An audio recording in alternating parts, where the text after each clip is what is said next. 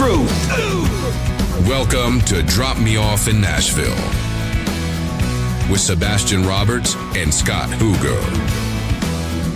Welcome back to the little show that could, and in fact still does. I'm Sabastian Roberts, along with my dear friend Scotty Hooger. What's Scotty going on? Hooger, I'm right here. How you doing, Bash? Good, beautiful. Good to see your face today. And you know what? In episode 2, we're talking about From the Garage, too. So if you haven't heard the first episode, I encourage you to go back and learn a little bit about us. Do a little bit of homework. It's kind of fun and interesting, and it's entertaining anyway. But From the Garage, Scotty, we talk about every legend, that starts somewhere. And for most, it's a dirty, it's a garage, right? It's a garage. And so, like in this episode... Mom and Dad buy you an acoustic guitar, and you start to learn how to play it and what an amp is. And yeah, so we're going to kind of rewind a little bit, right? To where the dream began. Right. The grit, the guitars, the garage, the door. The crying. Garage door anthems, right? The hurt fingers. Yeah.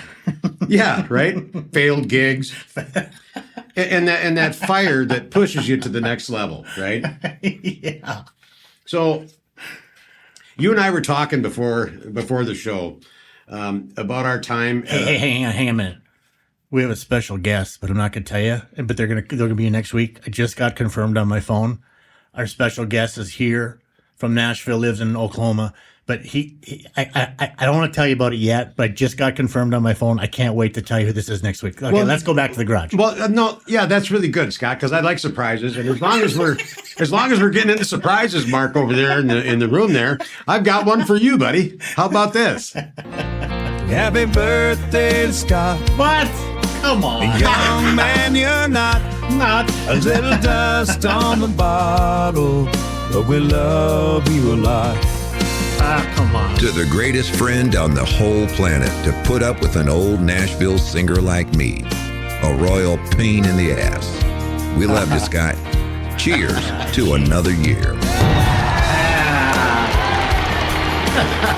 So you like surprises? Happy birthday to me, John and Mark. You guys are so kind. Thank you. Yeah, I'm really good. I just need you to know I stopped counting at 27, though. Yeah, well, that's good. It's too much. You know how good I am at keeping secrets, right? Yeah. So hats off to this one. That was great. That was really tough. So let's go from the garage. At one point that was sweet, you guys. Thank you. You're very well. We love you, man. So we both went. We didn't figure this out, y'all, for many, many years. But at one point, I wanted to be in radio. And Scotty, it turns out, wanted to be in radio. So we both attended the same radio institute called Brown up in Minnesota at the same time. Listen to this, John. So I'm on the roller rink mic thinking I'm somebody because the girls look at me because I'm spinning the records and my daddy owns the place. So I'm somebody now. Look at me. So I'm going to go on the radio because I love music and I love to be around people. I told you that in episode 1, but this is something different. This is like on the radio. And I got this audition tape from Brown Institute. You got one too, right? Of course. And you had to read that script? Right. Here's me. I don't know how to say that word. Okay, stop, rewind, play, record. And then I try to do a radio voice. Like I'm somebody. like I'm copying Steve Cochran from KDWB in Minneapolis. Yeah. And I completely failed. Completely. And the guy literally sent the stuff back or to whoever and said, "Could you just read it? Don't try to be a radio guy because you're not. Just read it. Just read whatever's on the script and send it to us. Let's see if we can work with you." I couldn't, but they accepted me, so there had to be something there. Well, they kind of told me the same exact thing. Oh, I was trying to over radio. I was WDGY. That was me. Best to get you. Yeah, it was. I was really overdone. But like you said. But the thing about it, I got 6 months into it, and I started to have to take history classes and stuff. And I just, as a young kid, I wasn't mature enough to understand it, so I quit. They wanted me in typing class. I'm like, okay, we're done. I'm not here to do office work. No.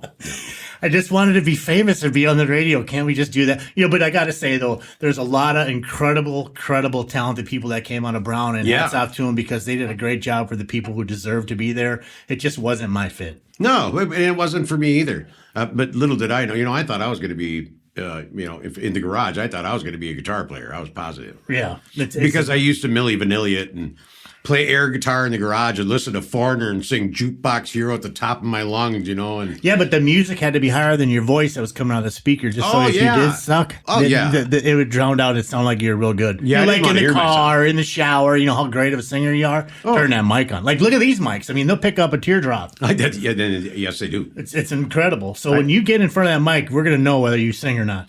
In the garage, though, when you were in your garage, yours was more like a basement. I mean, 3 steps up and you're in the garage. It was almost part of your studio, but you had an amazing setup down there, Bash. You really did. Well, I put a lot of time and money into it. We insulated and sheetrocked. I had a furnace in there as big as the one in the house, and it was all soundproofed. We had surround sound in there as well, so I could do playbacks out in the garage, so I could smoke because I haven't smoked in the house since 1980. Oh, never mind, I'm not that old, but.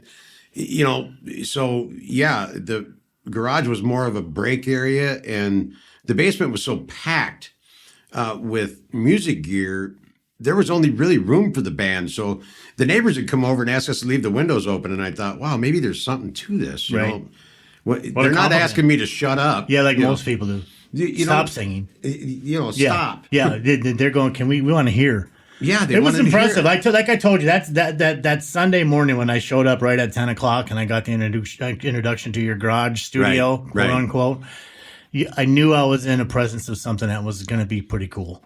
Well, but you know what? We got to get into Max Bar and Grill, where we met. When you came in there with that black trench coat on, I had clothes on underneath it. I wasn't taking no for an answer. I mean, I know we're on this other topic right now, but I wasn't going to take no for it. So I was hoping to kill you with kindness, eat you from the inside out by going, why did you say no to me, man? What the heck did I do? Did. Hurt my feelings, right? Yeah, it did. Yeah. It was really terrible.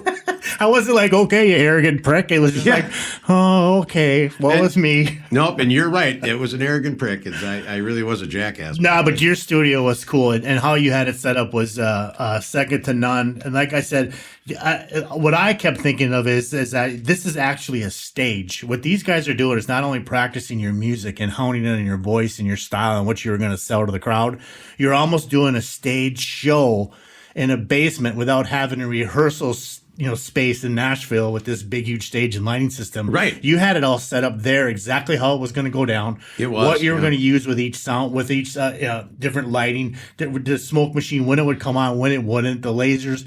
It was an experience, is what you set up down there. Yeah. And I was really fussy with them too, with the guys that I played with, that I was really kind of hard on them, but to take them out in front of, people. I don't think they took it that way. I think they liked it, that you were the front man and you were the boss. I really did. Because I was sitting with them in private. They never been like, John's an ass. I never heard that. Well, they weren't happy when I went to the next level, Well, but, that's just kind of what happens. You're not taking the band 9 times out of 10. Yeah, that's a tough one. That's almost a whole episode I used to say this, for sure. I used to say this to a lot of people. If, you're a headliner, if Garth Brooks doesn't show up, people aren't going to come. But if his bass player doesn't show up, they'll get somebody else to cover him. It may not be exactly the same, but they're still going to come because Garth's there. Right. Yeah. That's how I look at it. Yeah, and that's true. I suppose. But I developed like a family feeling for the guys I had in the garage. OG and Thumper. Oh, and, you guys are friends. Some of the guitar players that I've had over the years. I'll tell you, guitar players are a little bit emotional for me. I love them to death, and my gosh, that's when I found out I am not a guitar player, is listening to some of these guys.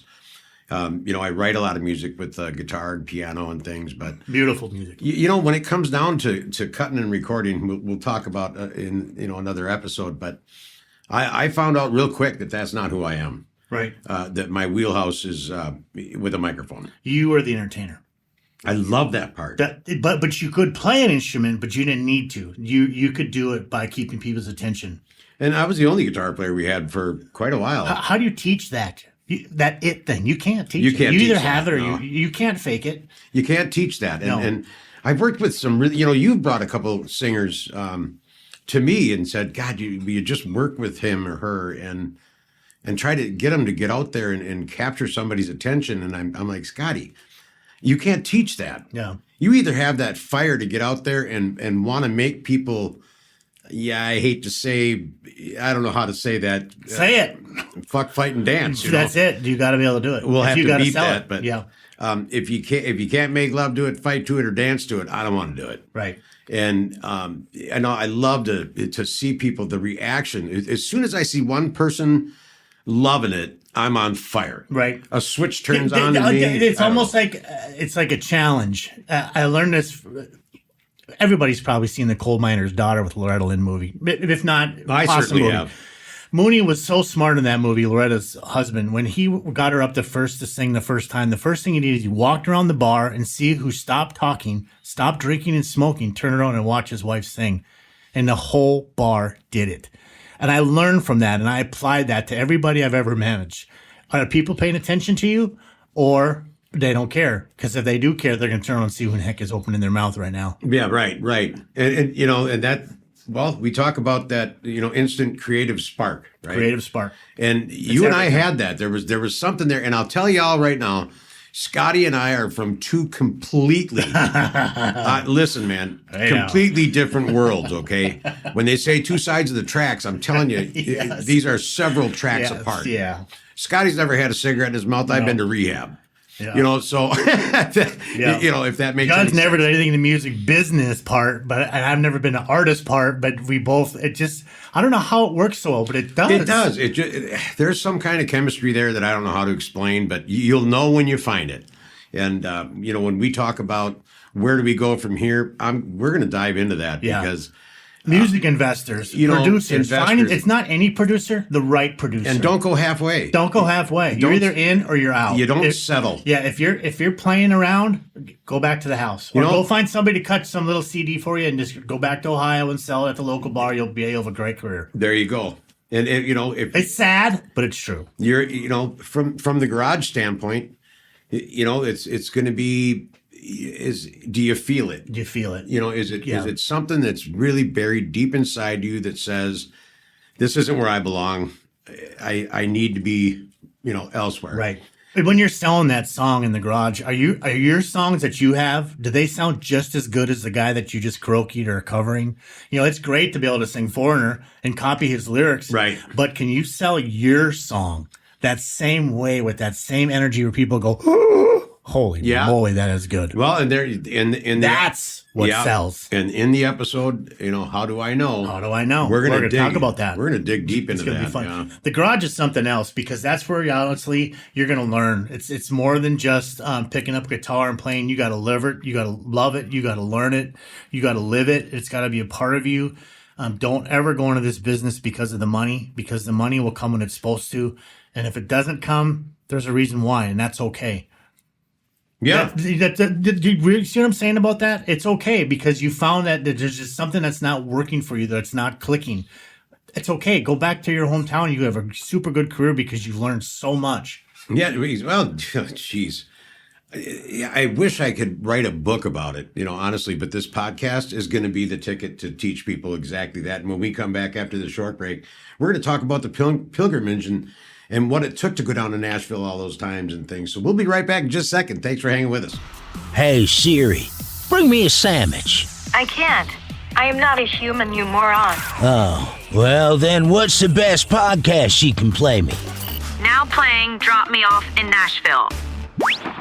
Aw, thanks, Siri. Give me a hug. You are an idiot.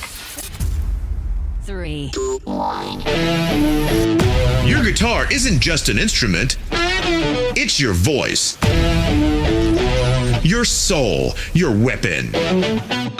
So don't let it dull out. Bring it to life with Doc Simon's Miracle Guitar Polish, the premium 4-ounce organic formula that restores, protects, and ignites your finish with a stage-ready shine. Safe for every guitar finish and fine wooden instrument. Zero junk, all tone. Whether you're shredding solos or strumming stories, this polish delivers pro-level results every time. Make your guitar look as good as it sounds. Doc Simon's Miracle Guitar Polish. Your secret weapon for shine, tone, and total respect. Get yours now at SlamoCustomGuitars.com. That's SLAMO CustomGuitars.com. John, I almost have to tell you who's going to be showing up next week. No, you I'm can't. It's better if I don't tell you. You know why? Because it'll just be better. I'm just shh. Okay, do I know the guy? Yes, he's a super cool guy. He's like one of my dearest friends. He's like you and I. He's smart and he gets it, and he's no nonsense, which I love as a person in the music business. I can't wait. I'm gonna get it out of you. No, we'll see. Hey, Nashville. Yeah. Let's talk about the journey from the garage down to Nashville. Do you remember like the first time you ever went to Nashville? Oh boy, do I ever. Were you younger or were you older? Was it after the garage? When did it was you?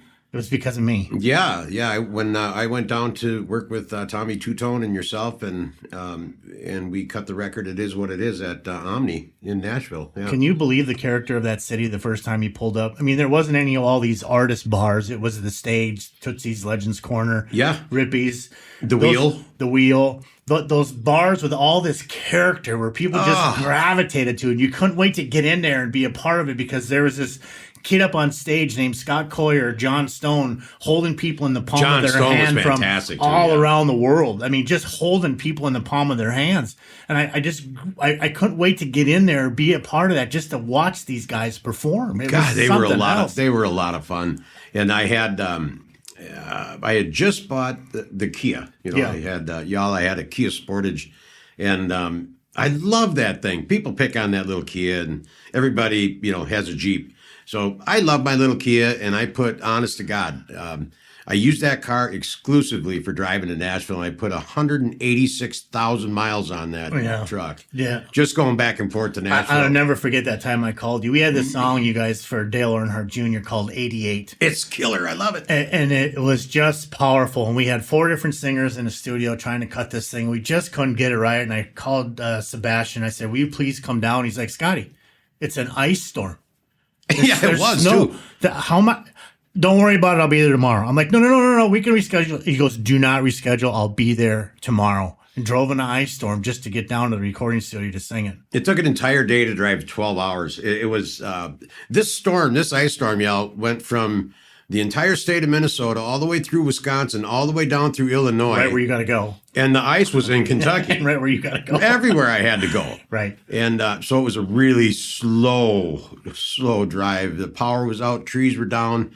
I was wondering. You ended up in Memphis when you were supposed to turn in Paducah somewhere. Well, you couldn't see. Yeah. And the thing about it is you're like, I'm coming. Do not cancel this session. Yeah. And I remember being in the studio and telling my partner, I was just like going, this is a guy who gives a crap about the music. And I was so excited. It's so fun. I can't wait to get him here because I was scared you were going to be exhausted is what really frightened me the most.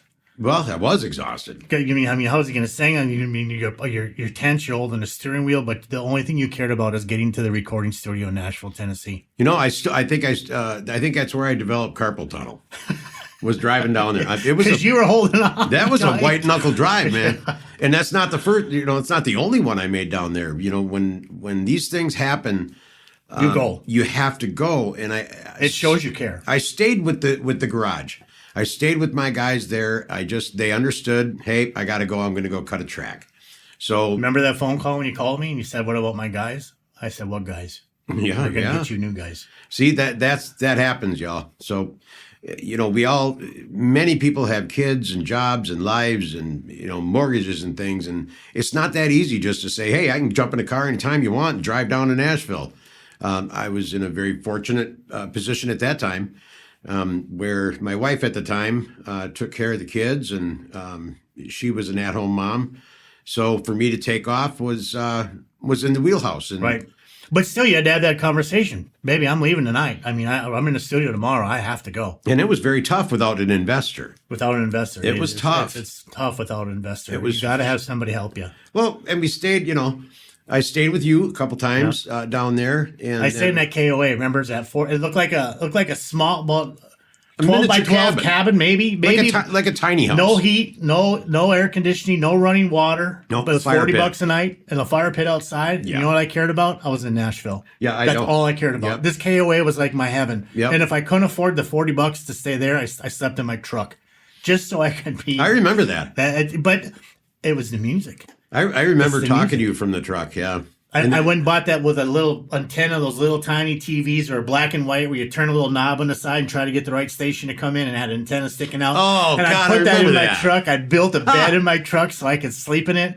But it was in Music City Valley, right by Music City Bar and Grill and the Nashville Palace, because I felt that's where I would be the safest. And I would sleep there at night in the back seat of my truck. What's the name of that exit there off of Briley 155? Music Valley Drive. Music Valley Drive. That's my heaven. That and that is heaven. On that frontage road right there, y'all, is where the KOA, Two Rivers Campground, Yogi Bear. It's all right there, and the music is right up the street. Best country music you're going to listen to comes out of the Troubadour. Sure. A buddy of mine owns that. Music City Bar and Grill, another friend of mine owns that. You're going to see George Jones, the steel guitar player, standing up there playing. You're going to see Zach Top pop in on a Tuesday afternoon and play a whole set of Merle Haggard songs for people, not announced. Just shows up and plays. Right. Well, that's how I met Jamie. Jamie Johnson. Jamie Johnson did that very thing. I didn't even know who that was. That was really funny. I'm down at the stage. The stage. Yeah, and it was my day off, and when they opened, I was there, and so listen, 10 o'clock. I was having Where's breakfast. Bash? Oh, he's at the bar. He's at the bar. I was having a very healthy protein-packed breakfast with Seagram 7 and 7-Up. And this old cat walked in with a beard. And he kind of cozied up a little bit. But you had this aura, though, Bash. That was the thing about it. You kind of said that you were in the music business without saying it. Yeah, to his defense, he probably was like, my guy's probably a player, a singer, or something. I'm gonna go visit with this guy. I thought he was because I don't want to get peed on by everybody else around here. Yeah, right. Right. I thought he was a biker, so we like Mutt and Jeff, we'd get along right away. And he says, "Hey, man, will you watch my drink for a minute?" And I said, "Well, of course, yeah, man." And I figured he was either going to go out and smoke or he's going to go to the restroom. And he started walking to the stage, and I said, "Hey, brother, man," I said, "the bathroom's over by him." He goes, "I ain't looking for the bathroom, man." And there was a guy on stage staring at his phone singing. Of course, and that's the most unprofessional thing you can ever do. I literally walk out. The only time I'll stay is if somebody goes, Hey, here's $20. Here's $100. Will you play this song for me in Nashville? Because you got to pay him to play these songs that they're special requests. And if the singer doesn't know it, these artists are so good down there that they'll go, "I'm not really sure." And if they pick their phone up just to make you happy or make your trip just a little bit more enjoyable, I get that. But when you're standing there reading out of your phone, song after song after song. No, yeah, and that's what happens. You don't want to be a singer. No. You want to do karaoke because that's what's easy for you. Well, you're not giving any attention to the people that are You're there. giving your attention to your phone. You're not paying the rent that way, I'll tell you. Remember when we first would go to Nashville years ago, none of that was even allowed. I mean, if you brought a phone up on stage, they'd kick you out. You're done. We got somebody else to replace you. Yep. Anyway, in 5 minutes. I don't mean to interrupt your story, but that phone thing drives me insane. I forgot what we were talking about. We're talking about Jamie Johnson walk up to the stage and the kid's looking at his phone. So he's walking up to the stage and he took the guitar from the guy's hand. And the guy starts singing a song I never heard before called High Cost of Living. And let me tell you guys something. If you haven't heard this, Jamie Johnson, High Cost of Living, my dear God. And I'd never heard this before. So when he came off the stage, I'm salivating, man. I'm drooling. My tongue's on the ground. You're pretty good. I said, "Hey, yeah, boy, you're pretty good." Yeah, I'm a singer too. I said, I got a manager in town, and he goes, he says, and cover the kids' ears, "I ain't fucking playing with no damn anybody." RC, whoever he was, I don't who was he remember. signed with? It doesn't matter. It doesn't really matter. One of the labels, he goes, "No, never again." He said, "If I'm not writing for Waylon," and he wrote for Waylon, and I didn't know that. yeah, he wrote for Waylon Jennings. I didn't know that. And he's really upset now that there's no 3-4 time country anymore, and it's all this bubblegum country music. And You know what I just read? I could be wrong, so don't quote me. I think this is his last tour coming up. Jamie? Yeah, I'm not sure of that, so don't quote me. But I thought I wrote the last. I think it was called the Last Honky Tonk Tour. So I may be reading into it, but I'm pretty sure Jamie's going out one more time. well, of course, they all go one more time. Yeah. He was never going to do it again. And then I saw him at the downtown shutdown, and I went, "Jamie, what you told me." yeah. I mean, you got to know this guy. He's absolutely hilarious. But what a talent. Like you said, when somebody can command. I watched this episode on CMT where they were doing tribute to Alabama, the group Alabama. Okay, oh yeah. And Jamie came up. I think I sent a text to you for you to watch it on YouTube or something. But Jamie came up there. It was just him and his guitar, and he sang. And quarter way through the song, I have tears running down my face. And I've heard this song a million times over. Yeah. But I've never heard somebody do it like that. That's the passion we're talking about. That's the passion. That's not get in the car, drive 12 hours in an ice storm. I'm cutting tomorrow. This guy gets up on stage, grabs his guitar, and sings it better than Randy Owen did. Right? Crazy. I mean, but that's how and I don't know. I don't believe that. So before I go on a stage, I'm terrified for 2 days before that happens. I'm nervous. I'm crabby. I'm irritable.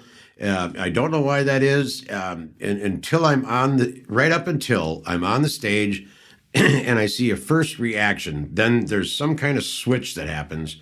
And now I'm on fire. I mean, I've done shows and recordings before where I don't even remember doing it. I was completely, and sober, by the way. I was blacked out. Recording with Lori Morgan. Yeah. When Amazing. we did Dress for the Rain. Her husband died. Rest in peace, Randy. And yeah. Sorry about that, Lori. Gosh, poor That's Randy. terrible. Yes, it is. I mean to bring it down her, but No, not at all. I brought up her name, just gave me chills because Yeah, I know absolutely. Randy's funeral's coming up, and that's really sad. And Randy Good was guy. a great guy, too. Just a I great knew human Randy. being. Randy Yeah, was great awesome. human being. Rest And in he really peace, took sir. care of Lori well. Yeah. But those are times in the studio and live performances that, the next day people told me about them. I woke up at the Radisson in Nashville, and Liquid Louie, we call him, Liquid, he said, man, I said, oh, God, we're late for the studio. He goes, you don't remember? I said, remember No, what? you don't remember. He said, you're done. I said, done Yeah. what? And he said, well, you recorded with Lori and he lied Yeah. yesterday. I said, yesterday? Yeah. What do you mean? Yeah, I left. I saw you. When you were in that booth, I looked at your eyes and I went, there's no time for me to be here. This is time for artists to be artists. And I left. I don't remember doing it, but Yeah. But those are those moments in the studios or on stage when you go, this is it. This is my thing. This is when you have it and when you don't have it. Like you said, if you're just doing it because somebody tells you should do it, paying you to do it, it's no longer you're not being an artist anymore. Now you're just doing it because, right? What fun is that? Go find a painting job or something that you more enjoy if that's where you want to be, and that's okay. When people are dancing or crying, Yeah. or showing emotion when I'm out there, then. And I'm never going to call it working because that's not work. It's to not me. work. No. Anybody who calls music business Scott work. Collier in Nashville. We talked about him earlier. It's one of the greatest guys on Broadway. Him and this guy named John Stone. They play at Kid Rocks, and you'll see. Just find them. Scott Collier, John Stone, two great, incredible artists. Scotty told me one day, I'll never forget. He goes, "You know what I do?" He goes, "When there's people in the bar or wherever I'm at, if somebody's not paying attention to me, I figure out how I'm going to get them to pay attention to me. They're my challenge." Because he's been doing it for so long. So if anybody's not watching him, even though he's incredible, they're eating, they're visiting, they got a new date, they're trying to impress somebody, whatever the case, they're too drunk.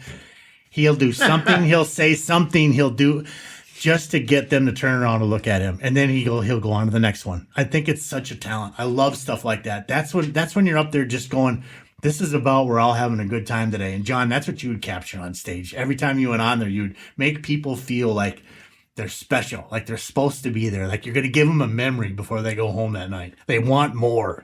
Well, it's not for me. You're right. So I think if I was up there for me, and if you're up there for you, you're probably there for the wrong reason. Yeah. And it's passion over comfort. Yeah. So I purposely put myself in positions that I think would make anybody want to vomit in their mouth to. Number one, experience it because, when I cut with Lori Morgan, I found this song and I called all the producer. We call him Ollie. Let's call him Ollie. We call him Ollie. There's too many marks in our life. We do have a lot of marks, yeah. So Ollie's great. I called up Ollie really early in the morning. I forgot that Nashville, had a different time zone, and I called Mark, and I think I woke him up, and he says, well, "What are you doing, Bash?" I said, "I got an idea for a song," and he goes, "Really?"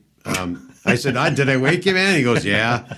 And I said, "Well, I found this song." And he goes, "Okay, what is it?" And I said, "Well, it's Cyril Ross, and it's called Dress for the Rain. He goes, yep, I know the track. And I said, well, that's not the kicker, Mark. I said, I have an artist that I'd like to do it. I hear it as a duet. It was sent to me as an acoustic solo. It was just an acoustic beautiful demo. Done that way, by the way. And what's that? It was beautifully done in the acoustic way, but you took it to a different level with Lori. I just heard a duet out of that, and my dad's greatest girl in the world was Lori Morgan, so he made my ears bleed to that stuff. Something in Red, and oh my gosh, I really love her voice. And so I said, well, Mark, I have an artist in mind. He said, is that right? And at the time, he was Lori Morgan's music director as well as on tour, producing for me. Yeah, he was her tour manager musically, and I said, well, I'd really like to have Lori. I'd really like to have Lori come in and sing the duet with me. And he says, well, you're really kind of shooting for the stars, aren't you? Right. And on that note, we'll take a quick break and we'll be right back with you. Some parts of Nashville are, should we say, a bit seedy? Oh, howdy, mister. You got an itch that needs scratching? I was just fetching a fresh pitcher of iced tea. I bet Scott and Sabastian know where they are. Stay tuned and find out.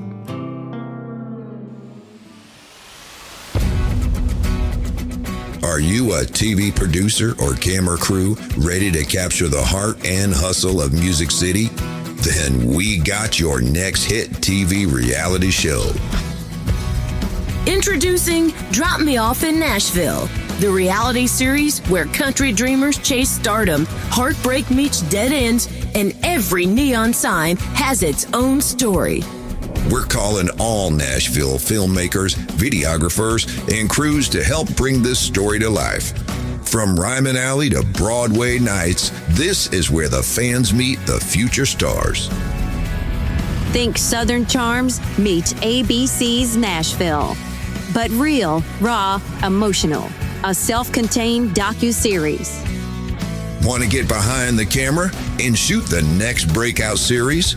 Reach out now at dropmeoffinnashville.com and let's make TV magic, y'all. Drop Me Off in Nashville, where the dreamers and the fans connect in reality. All right, we're gonna wrap it up in this next segment, maybe 5-6 minutes, and we'll wrap. Thank you.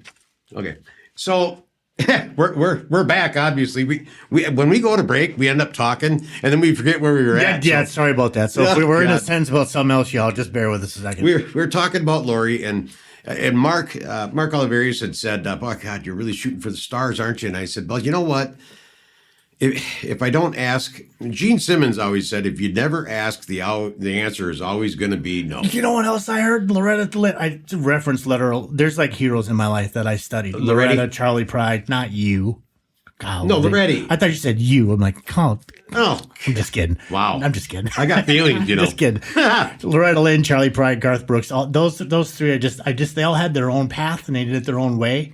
And so they're like kind of like my heroes, so I like to reference them. Yeah. I remember you said something about you're shooting for the stars, but then Gene said to you, if you don't ask, how are you going to know? That's right. Loretta said the same thing. She goes, if you're asking somebody and they're telling you no, you asked the wrong person. And I thought, oh, you're right. Yeah.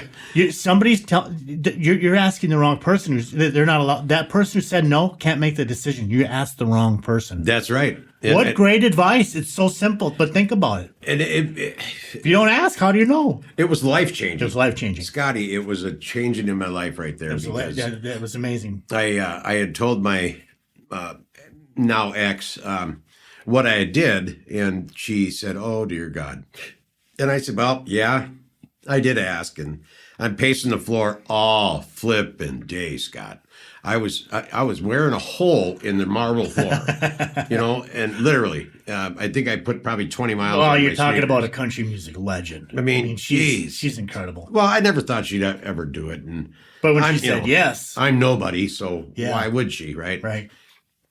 And Mark calls me back, and he goes, Ollie, yep, sorry. And Ollie says, well, John, I said, no, I didn't figure she would, brother. It's okay. He said, well, she's going to sing it with you. When can you come down? And there is another moment, y'all, where I was in that truck Matter of fact, when I was talking to Mark, my wife at the time was already packing my suitcase. She knew I was getting in the truck. Yeah. And that's exactly what I did. I got in the truck, went down, and that's when Scotty and I had the conversation in the parking lot, and I ended up cutting He Lied and Dress for the Rain as well. And they ended up being two of the best tracks on the record.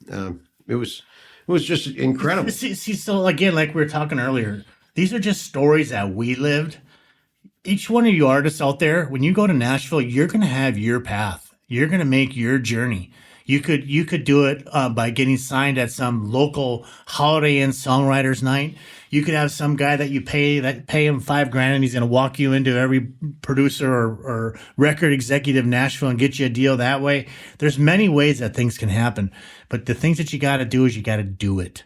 You got to get off your hind end, believe in yourself, because nobody else is gonna. I can promise you that. And it's business. So even when you go down and you think you're the best thing in Ohio, I'll bring you down on Broadway and I'll show you 100 people who are better than you. Right. It's just, how hard are you going to work? And nobody's going to come to your door and knock on the door and say, oh my gosh, you're so good at karaoke, you need to come down. It's never going to happen. It doesn't happen. I'm not even a great singer. I could do this Friends in Low Places thing pretty good. And I'm kind of happy. That's like my moment, I guess. love watching you do that. But it's never going to get me a record deal, number one. Number two, I'm unqualified. I wouldn't want one anyway because I'd fail. And furthermore, there's a lot more talented people down there that deserve it, that are just so incredibly sickening talent. It's just so fun to watch them build their careers. You got to do it, you guys. It's so fun. Get off your couch, go to Nashville, try. Don't let us discourage you. But like we said in this episode, don't be afraid to ask. Don't be afraid to ask again, and don't be afraid to ask again if you have to, but just keep asking till you get what you need. And great things start in small places. They do. So when Scotty brings up writers' nights, find them, go to them, hit them up. There's Beer for Breakfast Wednesday in Nashville. I don't know if they're doing that anymore. I wonder if they're not doing I'm that going to anymore. look that up. Wasn't that the Rooster? I think it was at Tootsie's. It was Beer for Breakfast. No, that was at the Rooster up the road on I don't remember. Let's check it out. We'll find out, though. We'll find out for you where the current writers' nights are, and I highly, highly suggest you go. Even if you just go and listen. It's not what you know; it's who you know. It's who you know. Marketing. Yeah, that's what it is. Hey, John, did I tell you that we have somebody cool coming in next week? Yeah, you're just trying to tease me now. I know you are. I'm telling you, this is going to be awesome. This guy has been around the block. He gets it, and I know him. So you're freaking me out. Yeah, and he doesn't play mess around. He gets it. And you're freaking me out because now I'm trying to figure out who it is, and we only know about 10,000 people between the two of us. Next week when you come in, dress a little nicer. Well, yeah, all this fancy stuff you got on, you make me feel out of place. Am I offensive? I just got out of work. They actually made me work today. Anyway, listen, we're gonna catch you on the next episode. I love y'all. everybody. Yeah, we're gonna have a special guest for you. So whoever that is, we'll find out together. Cool. I'm excited. Have a wonderful day. Bye, y'all. Thanks for joining Sebastian and Scott. Don't forget to like and subscribe to join the Drop Me Off in Nashville family. Engineering and production provided by Podcast Production Music. Well, Nashville, can't thank you enough for all the time. Y'all come back now. Here?